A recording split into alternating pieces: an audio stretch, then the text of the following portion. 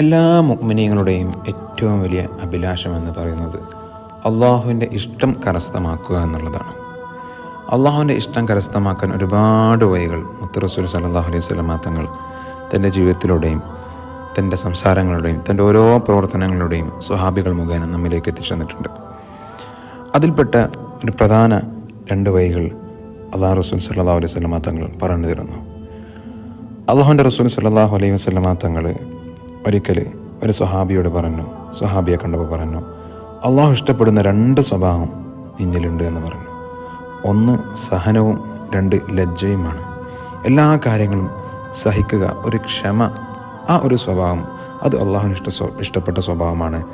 അതുപോലെ തന്നെ ലജ്ജയുണ്ടാവുക എന്നുള്ളത്, ആ ലജ്ജ എന്ന് പറയുന്നത് മനുഷ്യനെ എല്ലാ തെറ്റിൽ നിന്നും തടയുന്നതും ഒരുപാട് നന്മയിലേക്ക് കൊണ്ടുപോകുന്നതുമാണെന്ന് അള്ളാഹു റസൂൽ നമ്മെ പഠിപ്പിക്കുന്നു.